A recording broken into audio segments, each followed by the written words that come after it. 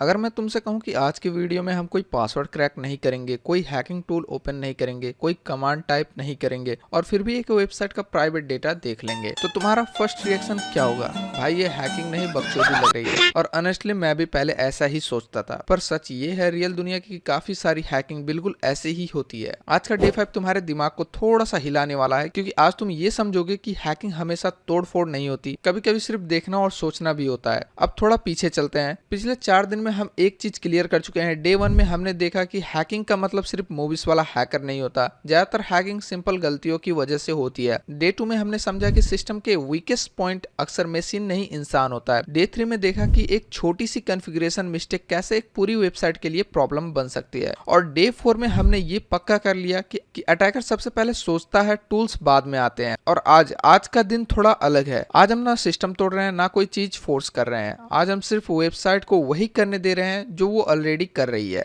सोचो एक सिचुएशन, तुम एक वेबसाइट पे लॉगिन करते हो, यूजर नेम डाला, पासवर्ड डाला, लॉगिन हो गया, तुम खुश हो, तुम्हें लगता है सब सेफ है। अब तुम पेज को थोड़ा ऑब्जर्व करते हो, यूआरएल देखते हो या रिक्वेस्ट में एक नंबर नोटिस करते हो। बस वही मोमेंट पे अगर तुम्हारा दिमाग बोले रुक, ये नंबर चेंज हो सकता है क्या, और तुमने सिर्फ क्यूरियोसिटी में उस नंबर को थोड़ा सा चेंज कर दिया और अगले ही सेकंड तुम किसी और का डेटा देख रहे हो। अब यहीं रुक के सोचो, तुमने कुछ हैक नहीं किया, तुमने कुछ बाईपास नहीं किया, तुमने कोई चीज तोड़ी नहीं, तुमने बस वेबसाइट से एक सिंपल सवाल पूछा और वेबसाइट ने बिना सोचे गलत जवाब दे दिया। यहीं से आज की कहानी शुरू होती है और यहीं से बड़ी बड़ी कंपनीज के डेटा लीक शुरू होते हैं। अब तुम्हारे दिमाग में क्वेश्चंस आने चाहिए, अगर ये इतना सिंपल है तो डेवलपर्स को ये दिखता क्यों नहीं? अगर ये बग इतना कॉमन है तो बिगिनर्स इसको कैसे स्पॉट करें? और सबसे इंपॉर्टेंट, क्या मैं जो अभी लर्निंग स्टेज में हूँ ऐसे इश्यूज समझ सकता हूँ? इस वीडियो के एंड तक मैं तुम्हें कोई हैकर नहीं बनाऊंगा, पर मैं ये गारंटी देता हूँ इस वीडियो के बाद तुम जब भी किसी वेबसाइट पे लॉगिन करोगे, तुम्हारा दिमाग ऑटोमेटिकली बोलेगा ये डेटा मेरा है, पर वेबसाइट को ये कैसे पता? आज हम एडवेंट ऑफ साइबर डे 5 में सेंटा के गिफ्ट से भरी एक वेबसाइट का एग्जांपल लेकर बिल्कुल बच्चों वाली लैंग्वेज में ये समझेंगे कि एक छोटी सी लॉजिक मिस्टेक कैसे एक सीरियस सिक्योरिटी वल्नरेबिलिटी बन जाती है। आज का गोल क्लियर है, तुम्हें इम्प्रेस करना नहीं, तुम्हें डराना नहीं, तुम्हें सोचना सिखाना है। क्योंकि जब तुम सोचना सीख जाते हो ना, तो टूल्स अपने आप इजी लगने लगते हैं। और आज के बाद जब भी तुम किसी यूआरएल में या रिक्वेस्ट में कोई नंबर देखोगे, तुम उसको इग्नोर नहीं कर पाओगे, क्योंकि आज तुम समझ जाओगे कभी कभी सिर्फ एक नंबर पूरी वेबसाइट की सिक्योरिटी टेस्ट कर देता है। अगर तुम कभी स्कूल गए हो तो तुमने लॉकर्स जरूर देखे होंगे। स्कूल के कॉरिडोर में लाइन से लगे हुए लॉकर्स, हर लॉकर पे एक नंबर लिखा होता है, किसी पे 1, किसी पे 2, किसी पे 3। स्कूल बोलता है ये तुम्हारा लॉकर है, इसके अंदर तुम अपनी बुक्स, बैग्स और अपना पर्सनल सामान रख सकते हो। अब एक सिंपल स्टोरी सोचो, 3 स्टूडेंट्स हैं, रोहन, मोहन और सोहन। रोहन का लॉकर 1 है, मोहन का लॉकर 2 है, सोहन का लॉकर 3 है। रूल क्या होना चाहिए? रोहन सिर्फ लॉकर 1 को खोल सकता है, मोहन सिर्फ लॉकर 2, सोहन सिर्फ लॉकर 3। यहाँ तक सब परफेक्ट है। अब स्कूल ने क्या सिस्टम बनाया, जब भी कोई स्टूडेंट आता है और बोलता है मुझे लॉकर खोलना है, स्कूल का गार्ड सिर्फ एक चीज चेक करता है, वो पूछता है लॉकर नंबर क्या है। गार्ड ये नहीं पूछता तुम कौन हो, तुम्हारा नाम क्या है, लॉकर तुम्हारा है या नहीं, बस नंबर। रोहन आता है, बोलता है लॉकर नंबर 1, गार्ड की लगाता है, लॉकर खुल जाता है, सब सही चल रहा है। अब रोहन थोड़ा क्यूरियस हो जाता है, वो सोचता है यार गार्ड तो सिर्फ नंबर देख रहा है, अगर मैं लॉकर नंबर 2 बोल दूं तो? रोहन बोलता है लॉकर नंबर 2, गार्ड सोचता भी नहीं,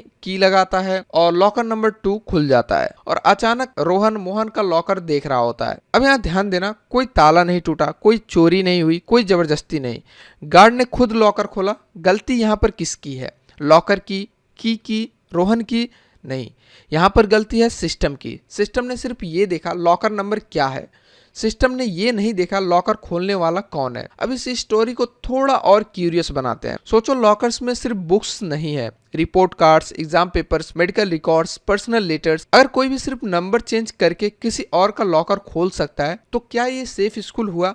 बिल्कुल नहीं। अब इमेजिन करो स्कूल का एनुअल फंक्शन चल रहा है, पेरेंट्स आए हुए हैं, आउटसाइडर्स भी हैं। अगर सिस्टम इतना वीक है कि कोई भी सिर्फ नंबर बोल के लॉकर खुलवा सकता है तो डैमेज कितना बड़ा हो सकता है। ये सिर्फ प्राइवेसी का इश्यू नहीं है, ये ट्रस्ट का इश्यू है। अब इसी स्टोरी को वेबसाइट की दुनिया में ले आते हैं। स्कूल को हम समझ लेते हैं वेबसाइट, लॉकर को हम समझ लेते हैं डाटा, और लॉकर नंबर को हम समझ लेते हैं आईडी, और गार्ड को हम समझ लेते हैं सर्वर। तो तुम जब वेबसाइट पे लॉगिन करते हो, तुम रोहन हो, तुम्हारा डेटा एक लॉकर में बंद है और उस लॉकर का एक नंबर है। तुम वेबसाइट को बोलते हो मुझे लॉकर नंबर 10 का डेटा दिखाओ। वेबसाइट चेक करती है, यूजर लॉगिन है, नंबर दिया है और बस डेटा दिखा देती है। वेबसाइट ये नहीं पूछती क्या ये लॉकर इसका ही है, और यहीं पे प्रॉब्लम शुरू होती है। यहाँ एक बहुत इंपॉर्टेंट बात याद रखना, लॉगिन होना और ऑथराइज्ड होना दोनों अलग चीजें होती है। रोहन स्कूल के अंदर अलाउड था, पर इसका मतलब ये नहीं कि वो हर लॉकर खोल सकता था। इसी कंफ्यूजन की वजह से रियल दुनिया में बड़ी बड़ी वेबसाइट्स डेटा लीक का शिकार होती हैं। और जब तुम ये लॉकर वाली स्टोरी एक बार प्रॉपर्ली समझ जाते हो ना, तो फ्यूचर में ऐसे बग्स पकड़ने के लिए तुम्हें कोई एडवांस टूल नहीं चाहिए, तुम्हारा दिमाग ही काफी है। इस सेक्शन का एक ही गोल था, तुम्हारे दिमाग में ये बात बिठाना कि सिर्फ एक्सेस मिल जाना और सही एक्सेस मिलना दोनों अलग चीजें हैं। अगला सेक्शन और भी इंटरेस्टिंग है। अब हम इस प्रॉब्लम को उसका रियल नाम देंगे और फिर सेंटा वाली वेबसाइट ट्राई प्रेजेंट मी के अंदर घुसेंगे। अब तक जो स्टोरी हमने देखी उसमें एक चीज कॉमन थी, प्रॉब्लम लॉक में नहीं थी, प्रॉब्लम की में नहीं थी, प्रॉब्लम सिस्टम के लॉजिक में थी। और इसी लॉजिक मिस्टेक का एक प्रॉपर नाम है, इसको कहते हैं आईडोर। पूरा नाम सुन के डर मत जाना, मैं अभी ही सिंपल कर देता हूँ। आईडोर का फुल फॉर्म है इनसिक्योर डायरेक्ट ऑब्जेक्ट रेफरेंस। अब इसको वर्ड बाय वर्ड तोड़ते हैं। ऑब्जेक्ट का मतलब होता है कोई चीज, जैसे यूजर का data, order details, profile, documents. Direct reference का मतलब होता है उस चीज तक पहुंचने का सीधा रास्ता, जैसे एक नंबर, एक आईडी, एक फाइल नेम। और इनसिक्योर का मतलब प्रॉपर सिक्योरिटी चेक नहीं लगा। सिंपल लैंग्वेज में आईडोर का मतलब ये हुआ, वेबसाइट तुम्हें सिर्फ एक नंबर के बेस पे किसी डेटा तक पहुंचने दे रही है, बिना ये चेक किए कि वो डेटा तुम्हारा है या नहीं। बस यही पूरा कंसेप्ट है। अब थोड़ा और सिंपल एग्जांपल लेते हैं। सोचो तुम अमेज़न पे ऑर्डर करते हो, तुम्हारा ऑर्डर नंबर है 4587। तुम जब ऑर्डर डिटेल्स खोलते हो, यूआरएल या रिक्वेस्ट में दिखाता है order ID is equal to 4587। अब नॉर्मल वर्ल्ड में क्या होना चाहिए, वेबसाइट को चेक करना चाहिए ये ऑर्डर किस यूजर का है, जो देख रहा है क्या वही यूजर है। अगर ये चेक प्रॉपर्ली हो रहा है तो तुम चाहो भी तो दूसरे का ऑर्डर नहीं देख पाओगे। लेकिन अगर वेबसाइट सिर्फ ये बोले ऑर्डर नंबर मिला, हाँ, लॉगिन यूजर मिला, हाँ, चलो दिखा दो, तो क्या होगा? तुम सिर्फ क्यूरियोसिटी में नंबर चेंज करोगे, ऑर्डर आईडी को 4587 से 4588 करोगे, और अगर वेबसाइट इनसिक्योर है तो बूम, तुम किसी और का ऑर्डर देख रहे हो। इसमें तुमने हैकिंग नहीं की, तुमने एक्सप्लॉइट नहीं लिखा, तुमने बस एक क्वेश्चन पूछा ये ऑर्डर मुझे दिखेगा क्या, और वेबसाइट ने गलत जवाब दे दिया। इसी चीज को आईडोर कहते हैं। अब एक और एग्जांपल लेते हैं एटीएम वाला। तुम्हारा एटीएम अकाउंट नंबर अलग है, तुम जब एटीएम यूज करते हो, मशीन सिर्फ नंबर नहीं देखती, मशीन ये भी चेक करती है कार्ड तुम्हारा है, पिन तुम्हारी है, अकाउंट तुम्हारा है। अगर एटीएम बोले बस अकाउंट नंबर डालो, मैं बैलेंस दिखा देता हूँ, तो सिस्टम कब का फेल हो चुका होता। वेबसाइट में आईडोर एग्जैक्टली इसी लॉजिक की कमी होती है। अब एक इंपॉर्टेंट बात समझो, आईडोर का मतलब ये नहीं कि वेबसाइट बिल्कुल अनसिक्योर्ड है। बहुत सारी वेबसाइट्स में लॉगिन सिस्टम होता है, पासवर्ड होता है, सेशन होता है, सब होता है। प्रॉब्लम यही होती है कि लॉगिन के बाद वेबसाइट्स ये अज्यूम कर लेती है तुम अंदर आ गए हो, मतलब तुम ट्रस्टेड हो, और यही एजम्पशंस गलत होती है। लॉगिन होना सिर्फ इतना प्रूफ करता है कि तुम हो, पर ऑथराइजेशन ये प्रूफ करता है कि तुम क्या देख सकते हो, और आईडोर में ये ऑथराइजेशन वाला स्टेप मिस होता है।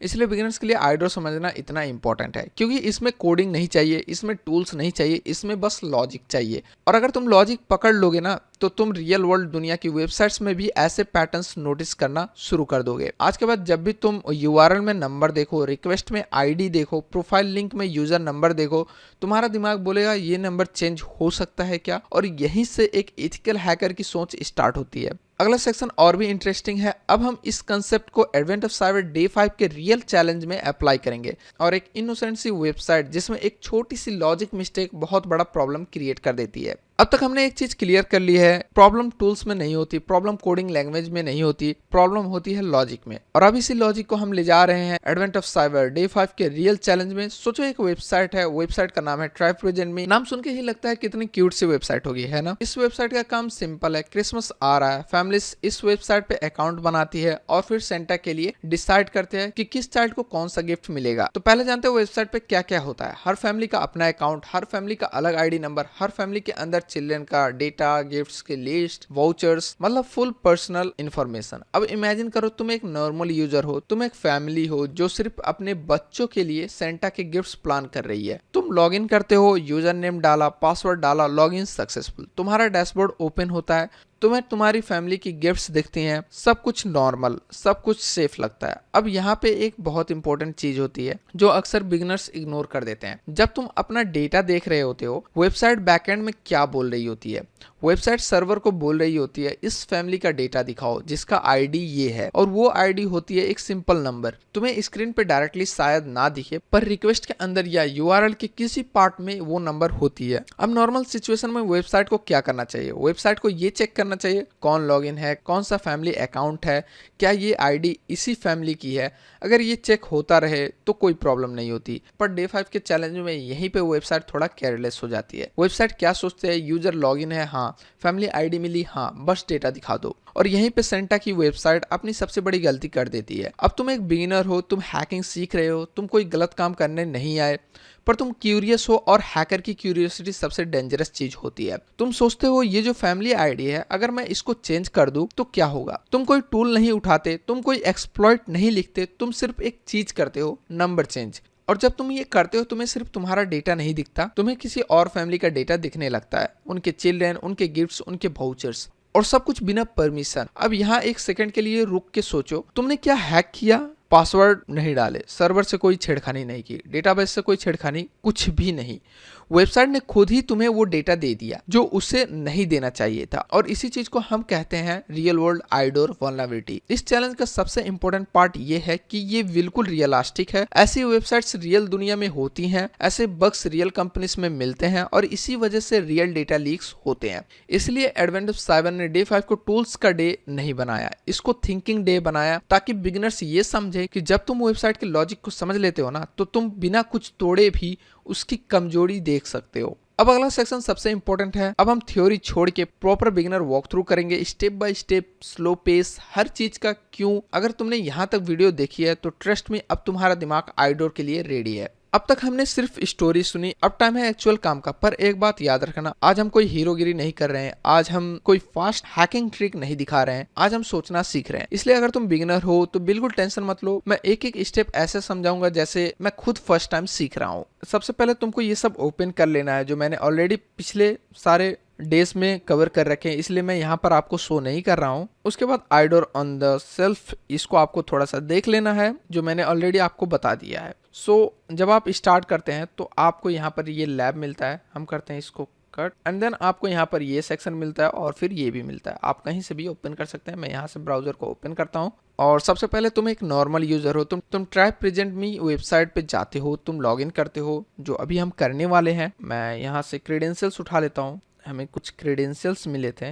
ये रहा हमारा वेबसाइट, हम करेंगे इसको कॉपी, एंड देन हम करते हैं यहाँ पर पेस्ट, इंटर करते हैं तो यहाँ पर हमारा लॉगिन फॉर्म आ जाता है। लॉगिन फॉर्म में हमारा पासवर्ड है और फिर यूज़र नेम है, तो मैं पासवर्ड को कॉपी करता हूँ, यूज़र नेम डाल देता हूँ नील्स, एंड यहाँ पर मैं कर देता हूँ पेस्ट, लॉगिन करता हूँ, और यहाँ पर हमारा डैशबोर्ड ओपन हो चुका है। अब यहाँ पर तो नॉर्मल अगर यूजर रहेगा तो उसको लगेगा सब कुछ सिंपल है। यहाँ पर हमारे पास चिल्ड्रन का डिटेल्स है, वाउचर्स हैं, सब कुछ है, देख सकते हैं आप। तो नॉर्मल अगर आप देखेंगे 90% लोगों को ये बहुत ही नॉर्मल लगता है, इससे आगे वो कुछ सोचते नहीं है। बड़े जन हैकर यहीं से स्टार्ट करते हैं हमारा असली काम। आपको बहुत ध्यान से इस वेबसाइट को देखना है। हम क्या करेंगे, सिंपली इसको इंस्पेक्ट करते हैं, एंड देन हम क्या करेंगे, अगर हम नेटवर्क में जाएं, इसको हम करेंगे रिलोड, तो यहाँ पर आपको देखेगा ID = 10। अब क्या करेंगे, हम इसी को चेंज करेंगे, जिसके लिए हमें आ जाना है स्टोरेज में, और फिर लोकल स्टोरेज में आना है। और यहाँ पर आप जैसे ही इस URL के अंदर यूज़र ID यहाँ पर चेंज करते हैं, ये जो 10 लिखा हुआ है मैं इसको कर देता हूँ 11, एंड देन मैं करता हूँ इसको रिफ्रेश, एंड फिर मैं करता हूँ यहाँ से रिफ्रेश। अभी देखो मेरा यूज़र नेम क्या था, नील्स था, ठीक है। अब मैं यहाँ पर देख सकता हूँ test@test.com का डैशबोर्ड। तो यहाँ पर आप देख सकते हैं मैंने कुछ नहीं किया, मैंने सिंपल सा एक नंबर चेंज किया, 0 को 1 कर दिया, 10 था उसको मैंने 11 कर दिया। यहाँ से मेरा क्या हो गया, मैंने दूसरे यूजर के डैशबोर्ड में लॉग इन कर लिया है। इससे अब हमें क्या पता चलता है कि हर फैमिली का यहाँ पर अपना ID है। जो कि हमने देख लिया है। और अगर मैं ये आईडी चेंज करता हूं तो हमें दूसरे यूजर का या फिर दूसरे फैमिली का यहाँ पर डैशबोर्ड दिख जाता है। और जब हम ये चेंज कर रहे थे, मैंने जब वहां पर 10 से 11 लिया, वहां पर दो पॉसिबिलिटीज हो सकती थी। यहाँ पर केस 1 में क्या हो सकता था कि एक्सेस डिनाइड बोल सकता था, या फिर अनऑथराइज शो करता, या फिर अनऑथराइज शो कर देता जब हमने रिफ्रेश किया, या समथिंग वेंट रॉन्ग दिखा देता। वो उस टाइम होता है जब ऑथराइजेशन कंप्लीट रहता है। लेकिन केस 2 में क्या हुआ, जो अभी हमें शो हो रहा है, यहाँ पर वेबसाइट ने बिना कुछ बोले हमें दूसरी फैमिली का डेटा शो कर दिया है। सो अब हम सोच रहे होंगे कि आखिर यहाँ पर गलती किसकी है। बहुत लोग बोलते हैं यूजर ने नंबर चेंज किया तो गलती यूजर की है। नहीं, गलती वेबसाइट की है, क्योंकि वेबसाइट का काम होता है डेटा प्रोटेक्ट करना, चेक करना कि कौन क्या देख सकता है। यूजर क्यूरियोसिटी से क्वेश्चन पूछ सकता है, सिस्टम का काम होता है गलत क्वेश्चन पे नो बोलना, और आइडोर में सिस्टम नो बोलना भूल जाता है। इसको और क्लियरली समझो, वेबसाइट बैकएंड में क्या सोच रही होती है। गलत लॉजिक क्या होता है कि यूजर लॉगिन है, हाँ आईडी मिली, हाँ चलो डेटा दिखा दो। सही लॉजिक क्या होना चाहिए, यूजर लॉगिन है, हाँ आईडी मिली, हाँ लेकिन क्या ये आईडी इसी यूजर की है, और यहीं पे आइडोर यहीं पर आइडोर या तो रुकता है या फिर पैदा होता है। अब बिगिनर्स अक्सर क्या सोचते हैं, अभी मुझे बग नहीं आता, अभी मुझे टूल्स नहीं आते हैं, अभी मैं बिगिनर हूँ। पर आइडोर जैसे बग्स टूल्स से नहीं नजरिए से मिलते हैं। अगर तुम ऑब्जर्व कर सकते हो, लॉजिक लगा सकते हो, क्वेश्चंस पूछ सकते हो, तो तुम ऑलरेडी हैकर माइंडसेट में हो। आज यहाँ पर गिफ्ट्स दिख रहे हैं, कल हो सकता है bank statements, medical records, personal documents और सब कुछ सिर्फ एक नंबर चेंज से। इसलिए कंपनीज आइडोर को लाइटली नहीं लेती, और इसलिए तुम्हें भी इसको लाइटली नहीं लेना चाहिए। और अगर तुम एक चीज याद रखो तो वो ये होना चाहिए, लॉगिन होना ऑथेंटिकेशन होता है, डेटा दिखाना ऑथराइजेशन होता है, और जब ऑथराइजेशन मिसिंग होती है वहीं से आइडोर शुरू होता है। अगला सेक्शन और भी इंटरेस्टिंग है। तो अब हम यहाँ पर क्या करेंगे, अपने क्वेश्चंस को देखते हैं कि आखिर हमारे पास क्वेश्चंस क्या है। उससे पहले हम थोड़ा सा यहाँ पर देख लेते हैं। ये जो मैंने अभी जस्ट कंप्लीट किया वही चीज यहाँ पर दिखा रहा है। यूजर आईडी 10 था जिसको हमने चेंज किया।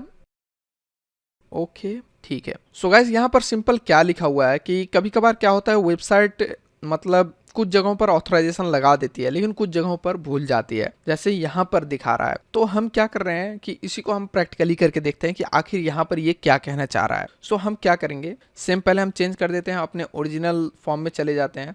मैं चलता हूँ स्टोरेज में और अपने ओरिजिनल अकाउंट में जाते हैं, एंड हम यहाँ पर डालते हैं 10, रिफ्रेश करते हैं, इसको भी रिफ्रेश करते हैं, और फिर हम करते हैं इसको कट। एंड देन यहाँ पर आप देख सकते हैं, अगर मैं यहाँ पर इस पर क्लिक करूँ तो ये चाइल्ड आईडी 2 दिखा रहा है। और यहाँ पर अगर मैं इंस्पेक्ट करूँ, नेटवर्क में जाऊँ, रिलोड, इस पर मैं क्लिक करूँगा तो यहाँ पर वाउचर्स का आईडी भी हमें दिख रहा है, जो कि यहाँ पर कुछ इनक्रिप्टेड है, लाइक जो कि यहाँ पर आपको mg = दिख रहा होगा। तो ये क्या है मैं आपको बता देता हूँ। जैसे यहाँ पर आप सिंपली देख सकते हैं हमें mg = दिख रहा है, और अगर हम इसको और ध्यान से देखें इसके गेट रेपो में, तो mg से पहले B64 है, जो कि एक इंक्रिप्शन मेथड है। तो इसको समझने के लिए आपको क्या करना है, आपको सिंपली एक वेबसाइट है साइबरसेफ बोल करके, इसको ओपन करना है। हम यहाँ से इसको ओपन करेंगे, एंड देन यहाँ पर हम सर्च करेंगे B64, और इसको हम यहाँ से ऐसे ड्रैग कर लेंगे। ठीक है, अब देखो वहाँ पर हमारे पास क्या था। तो यहाँ पर गाइस अब हम क्या टाइप करेंगे, हम सिंपली 1 टाइप करते हैं। तो क्या आ रहा है, mq = अगर मैं यहाँ पर 2 टाइप करूँ तो mg आ रहा है। तो इससे हमें क्या समझना है, ये जो इंक्रिप्शन मेथड इन्होंने यहाँ पर यूज कर रखा है वो तो हमें दिखता ही है, कौन सा यूज कर रखा है, SHA-256 हो सकता है, base64 हो सकता है। सो हम क्या कर सकते हैं, यहाँ पर ये जो नंबर दिया रहेगा इसको हम इस तरह से कन्वर्ट करके वहाँ पर चेंजेस कर सकते हैं। लाइक मान लो क्या होगा कि यहाँ पर कोई और इंक्रिप्शन मेथड यूज हो रखा है, SHA-256 यूज हो रखा है, और यहाँ पर उन्होंने कुछ इंक्रिप्शन इनकोडिंग यूज कर रखा है। सो क्या होगा, बेसिकली वेबसाइट क्या करता है, नंबर ही चेक करता है, लेकिन अगर आप उसको इनक्रिप्टेड वे में डालो तो और सिक्योर हो जाता है, नॉर्मल यूजर को वो चीज़ पता नहीं चलता है। लेकिन एज एन हैकर आपको यहाँ पर ये चीज़ समझना है कि आप इसको भी चेंज करके चेक कर सकते हैं। लाइक जैसे उन्होंने वहाँ पर वाउचर का इंक्रिप्शन मेथड base64 यूज करके mg = लगाया था, तो यहाँ पर इसका जो वैल्यू होगा वो तो 2 रहेगा। इससे हमें समझ में आ गया कि इस वाउचर का वैल्यू है 2। और अगर हम इसको चेंज करना चाहें या फिर दूसरा वाउचर देखना चाहें जो चिल्ड्रन थे, चिल्ड्रन का ही था वो शायद, आई गेस, उनका भी देख सकते हैं। लाइक हम यहाँ पर 1 करके mq = करके उसको चेंज करके दूसरे चिल्ड्रन के बारे में भी देख सकते हैं। सो आई गेस अभी आपको समझ में आ गया होगा। आपको क्या करना है, 1 टाइप करना है और जहां पर mg इज इक्वल टू था उसको चेंज करके mq इज इक्वल टू कर देना है। तो इससे क्या होगा कि हमें दूसरे चिल्ड्रन का डेटा दिखने लगेगा। और यहाँ पर आप देख सकते हैं MD5 यूज हो रखा है कहाँ पर, वाउचर के अंदर। सो object remains, okay, indigest objects remain. Encoding isn't the only thing that can be used to hide potential IDO vulnerabilities.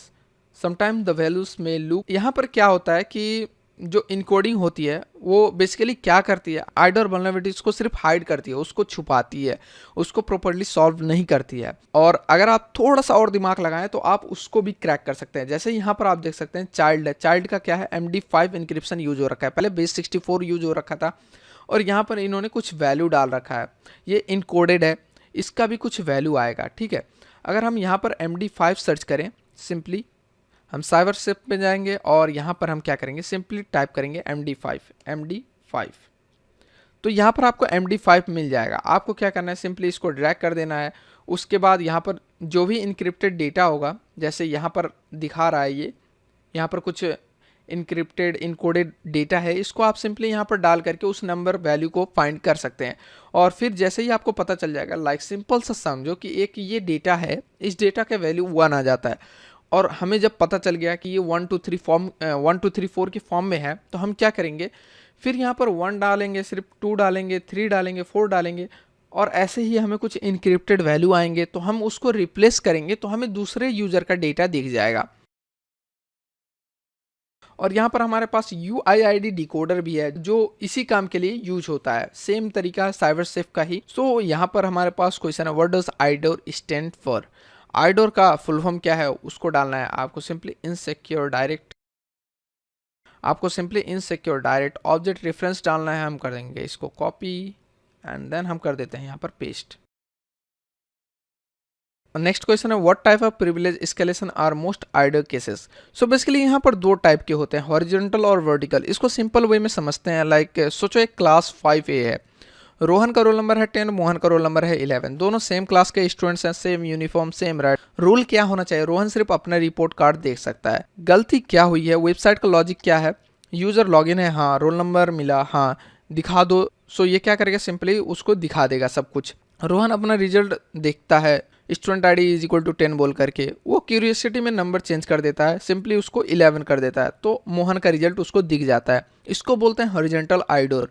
Simple way में सेम लेवल के यूजर का डेटा सिर्फ नंबर चेंज करके देख लेना। रियल वर्ल्ड में अगर आप इसको समझे, एक कस्टमर दूसरे कस्टमर का ऑर्डर का एक्सेस देख सकता है, एक पेशेंट दूसरे पेशेंट की रिपोर्ट, एक यूजर दूसरे यूजर का profile, same role same power, बस ID अलग।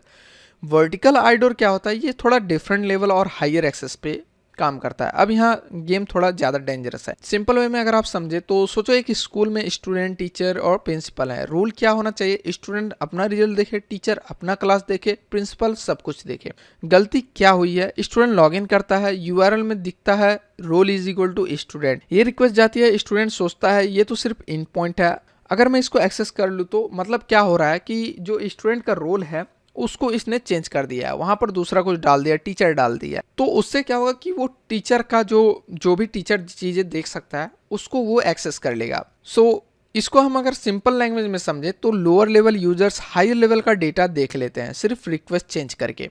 और यहाँ पर जो अभी हमारे पास क्वेश्चन है, what type of privilege escalation are most IDOR cases, तो यहाँ पर हॉरिजॉन्टल रहेगा, हॉरिजॉन्टल, क्योंकि ये मोस्टली सभी जगहों पर होता है। Exploiting the IDOR found in the view accounts parameter. What is the user ID of the parent that has 10 children? Okay, 10 children. ठीक है, हमारे पास 3 मिनट्स हैं। मैंने इसको ऑलरेडी सॉल्व कर रखा है। सो आप क्या कर सकते हैं, मैं करता हूँ इसको कट, इसको भी मैं करता हूँ कट एंड देन हम करते हैं सिंपली यहाँ पर इंस्पेक्ट, चलते हैं डायरेक्ट नेटवर्क में। पहले आपको देखना है, इसको रीलोड करना है और यहाँ पर आपको मिल जाएगा ID एंड स्टोरेज में जाना है, आपको लोकल स्टोरेज में जाना है। यहाँ से आपको क्या करना है, सिंपली सब कुछ चेंज करते जाना है। लाइक आपको मैंने 11 देख लिया, 11 में कोई चिल्ड्रन नहीं था, हमने 10 चिल्ड्रन वाले ID को खोजना है। तो मैंने इसको ऑलरेडी गाइस सॉल्व कर रखा है। सो मैं यहाँ पर सिंपली उसको दिखाने वाला हूँ क्योंकि हमारे पास सिर्फ 2 मिनट्स लेफ्ट है। आप क्या कर सकते हैं, एक एक करके सबको डाल सकते हैं, 11 12 13 14 और चेक कर सकते हैं कौन से यूज़र के पास ये डेटा है। सो यहाँ पर हम सिंपली आंसर को डालते हैं जो रहेगा हमारा 19 एंड देन हम करते हैं रिफ्रेश और यहाँ से भी हम करते हैं रिफ्रेश। मैं करता हूँ इसको कट। ओके नील्स का ही दिखा रहा है, सो मैं कर देता हूँ इसको लॉगिन फिर से नील्स एंड देन हमारा पासवर्ड क्या था, पासवर्ड इसको मैं करता हूँ कॉपी, करता हूँ paste, login. Bad credentials, time ख़त्म हो गया। नील्स नॉट नाउ, जल्दी से हम चेंज करते हैं, हमारे पास बहुत कम टाइम है। सो डायरेक्ट स्टोरेज में जाता हूँ मैं, लोकल स्टोरेज, यहाँ पर आपको डबल क्लिक करके 19 रिफ्रेश, इसको भी रिफ्रेश। ओके सो गाइस यहाँ पर थोड़ा सा मैंने मिस्टेक किया था। मैंने क्या मिस्टेक किया था, मैंने नेक्स्ट क्वेश्चन का यहाँ पर वैल्यू डाल दिया था। सो मैं आपको बताता हूँ कि यहाँ पर मैंने इश्यू मेरे से क्या गलती हुआ है। ठीक है, गलती नहीं हुआ है, मतलब टाइम कंप्लीट हो गया, सो मैं आपको पूरा नहीं दिखा पाया, बट कोई ना, आप यहाँ पर चेंजेस कर सकते हैं। तो हमारे पास यहाँ पर 2 क्वेश्चंस थी, 3 क्वेश्चंस थे। सो यहाँ पर क्या रहेगा, exploiting the IDOR found in the view accounts parameter, what is the user ID of the parent that has 10 children. So इसका आंसर रहेगा 15। यहाँ पर आपको सिर्फ 15 टाइप करना है और इंटर कर देना है। अगर आप यहाँ पर इसका ये भी देखें तो आपको सिर्फ चेंज करते जाना है वैल्यूज को, टोकन वैल्यू। और यहाँ पर ये नेक्स्ट क्वेश्चन है, इसका 19 रहेगा। मैंने इसको ऑलरेडी सॉल्व कर रखा था, इसलिए थोड़ा सा मेरा माइंड काम नहीं कर रहा था, बट कोई ना। इसके लिए आपको बॉबसूट ऑन करना पड़ेगा। सो बॉबसूट ऑन करने के बाद आपको यहाँ पर कुछ ये क्वेश्चंस क्या है, बोनस टास्क है basically. If you want to dive even deeper use either the base 64 or MD5 child endpoint and try to find ID number of the children born on 2019-417 to make it iteration faster consideration using something like Bob's intruder. If you want to check your answer click the hint on the question। ये रहेगा 19। इसको solve कर रखा था यार, छोड़ो। इसमें आपको बॉब सूट को यूज करना पड़ेगा, बॉब इंट्रूडर। वहाँ पर फिर आपको कुछ एक्स्ट्रा चीज़ें परफॉर्म करनी पड़ेंगे, लाइक पासवर्ड अटैक्स करने पड़ेंगे, ब्रूट फोर्स अटैक करने पड़ेंगे आपको आईडीज बना करके। और यहाँ पर ब्रूट फोर्स अटैक करने के बाद आपको ये बोनस टास्क सेकंड वाले का क्वेश्चन, मतलब सेकंड वाले का आंसर मिलेगा, जिसका है ये भी कैसे करना है। इसके लिए आपको थोड़ा हाई लेवल का नॉलेज होना चाहिए। इसको मैंने ऑलरेडी कर रखा है, लेकिन अगर अभी मैं आपको यहाँ पर दिखाऊँ तो थोड़ा सा आप नहीं समझ पाएंगे। मतलब मैं ट्राई कर सकता हूँ समझाने का, लेकिन अभी मेरा टाइम भी कंप्लीट हो चुका है, हो एक्सपायर हो चुका है। कोई ना, मैं ट्राई करूँगा इसको नेक्स्ट डे में कवर करने का।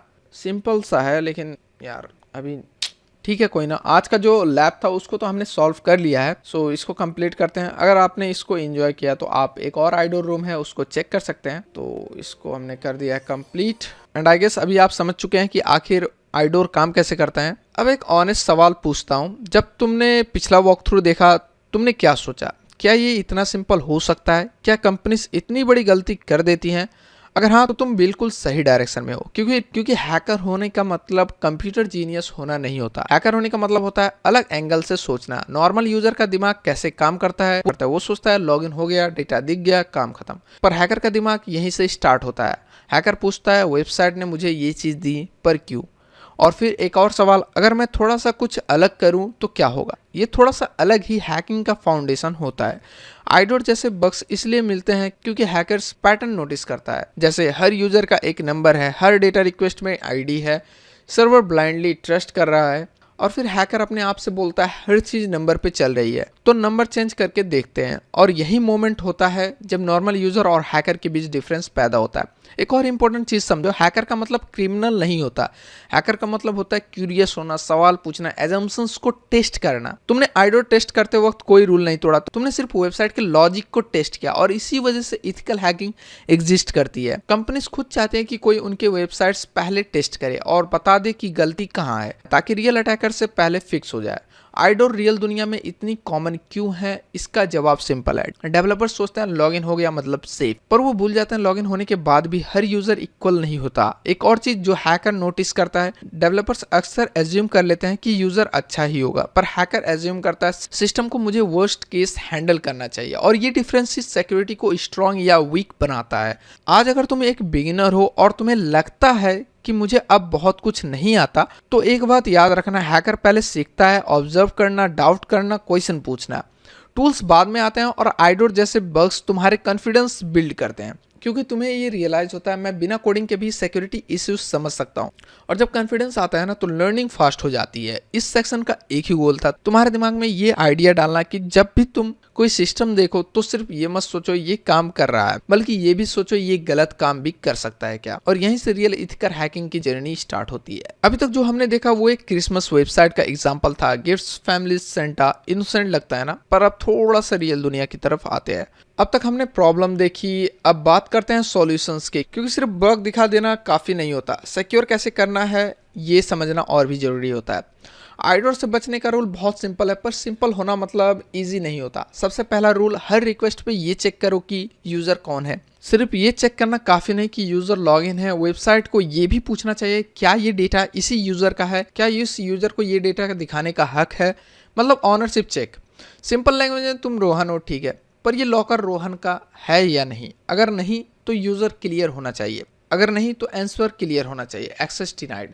दूसरा इंपॉर्टेंट पॉइंट, आईडीज को ब्लाइंडली ट्रस्ट मत करो। सिर्फ इसलिए कि रिक्वेस्ट में आईडी आई है इसका मतलब ये नहीं कि वो सही ही होगा। सर्वर का काम होता है आईडी को वेरीफाई करना, यूजर से मैच करना, फिर ही डेटा देना। तीसरा पॉइंट जो बिगिनर्स को समझना चाहिए, फ्रंट एंड सिक्योरिटी कभी काफी नहीं होती। चाहे तुम बटन हाइड कर दो, चाहे तुम पेज लॉक कर दो, अगर बैकएंड में चेक नहीं है तो अटैकर सीधा बैकएंड से पूछ लेगा। इसलिए रियल सिक्योरिटी हमेशा बैकएंड में होती है। और एक और इंपॉर्टेंट बात, login is equal to trust, ये एजम्पशंस छोड़ दो। लॉगिन सिर्फ आइडेंटिटी बताता है, परमिशंस नहीं। इस सेक्शन का लास्ट और सबसे इंपॉर्टेंट लेसन, सिक्योरिटी कोई एक जगह लगाई हुई चीज नहीं होती, हर रिक्वेस्ट पे लगती है, हर सिंगल रिक्वेस्ट। अगर वेबसाइट ये एक हैबिट बना लेना तो आइडर जैसे बग्स ऑटोमेटिक खत्म हो जाते हैं। और अगर तुम लर्नर हो तो जब भी तुम कोई वेबसाइट देखो सिर्फ ये मत सोचो ये काम कर रही है, ये भी सोचो ये गलत काम से खुद को कैसे बचा रही है। और अगर आज की पूरी वीडियो को सिर्फ एक लाइन में समझना हो तो वो लाइन ये होगी, हैकिंग हमेशा टूल से नहीं होती, कभी कभी सिर्फ लॉजिक से होती है। आज हमने कोई फैंसी सॉफ्टवेयर यूज नहीं किया, कोई कमांड याद नहीं की, कोई एक्सप्लॉइट लिखना नहीं सीखा, फिर भी हमने एक रियल वर्ल्ड सिक्योरिटी प्रॉब्लम समझी। और यहीं पे बहुत सारे बिगिनर्स गलती करते हैं, वो सोचते हैं जब तक मुझे टूल्स नहीं आते मैं हैकिंग स्टार्ट नहीं कर सकता। पर सच ये है, सोचना पहले आता है, टूल्स बाद में। आज तुमने जो आइडर देखा वो सिर्फ एक बग नहीं था, वो एक पैटर्न था। और जब तुम पैटर्न्स पहचानना सीख जाते हो ना तो तुम्हारे लिए लर्निंग इजी हो जाती है। आज के बाद जब भी तुम किसी वेबसाइट पर लॉगिन करो, यूआरएल में नंबर देखो, रिक्वेस्ट में आईडी नोटिस करो, तुम्हारा दिमाग ऑटोमेटिकली बोलेगा रुक, ये नंबर मेरा ही है ना। और यही एक क्वेश्चन तुम्हें 90% लोगों से अलग बना देता है। इस चैलेंज का ये भी मतलब था कि तुम ये रियलाइज करो, सिक्योरिटी का मतलब सिर्फ अटैक नहीं होता, सिक्योरिटी का मतलब होता है रिस्पॉन्सिबिलिटी। और अगर तुम लर्नर हो तो तुम्हारी रिस्पॉन्सिबिलिटी है सीखना, समझना और इथिकली प्रैक्टिस करना। और अगर तुम फ्यूचर डेवलपर बनने वाले हो तो तुम्हारी रिस्पॉन्सिबिलिटी और भी ज़्यादा है, क्योंकि एक छोटी सी लॉजिक मिस्टेक सिर्फ कोड बग नहीं होती, वो किसी का डेटा, किसी का ट्रस्ट और किसी का फ्यूचर अफेक्ट कर सकती है। डे 5 का सबसे बड़ा टेकअवे ये है, सिर्फ दरवाजा बंद करना काफी नहीं, ये भी दिखाना जरूरी है कि दरवाजा किसके लिए खुल रहा है। और अगर तुमने ये समझ लिया ना तो ट्रस्ट में तुम इस सीरीज से बहुत कुछ लेके जाने वाले हो। अगर तुम यहाँ तक वीडियो देख के आए हो ना तो एक बात क्लियर है, तुम सिर्फ देख नहीं रहे हो, तुम समझ रहे हो। और यही इस सीरीज का गोल है। आज के डे 5 में हमने कोई पासवर्ड क्रैक नहीं किया, कोई टूल फ्लैक्स नहीं किया, फिर भी हमने एक रियल वर्ल्ड सिक्योरिटी इश्यू समझा सिर्फ एक नंबर से। अगर आज की वीडियो ने तुम्हें ये रियलाइज करवा दिया कि हैकिंग सिर्फ टूल्स का गेम नहीं बल्कि दिमाग का गेम है, तो वीडियो को लाइक जरूर कर देना, क्योंकि ये मुझे बताता है कि तुम्हें ये स्टाइल समझ आ रहा है। और अगर तुम इस 24 डेज ऑफ हैकिंग चैलेंज का एक भी दिन मिस नहीं करना चाहते तो सब्सक्राइब करो, क्योंकि कल हम डे 6 में और भी इंटरेस्टिंग चीज एक्सप्लोर करने वाले हैं। कमेंट में मुझे बताओ आइडर समझ में आया या फिर नहीं, कौन सा एग्जाम्पल सबसे ज्यादा क्लियर लगा। और याद रखना आज सिर्फ सेंटा की वेबसाइट थी, कल रियल दुनिया की वेबसाइट हो सकती है। इसलिए सीखते रहो, ऑब्जर्व करते रहो, क्वेश्चंस पूछते रहो। मिलते हैं डे 6 में। Take care, happy hacking.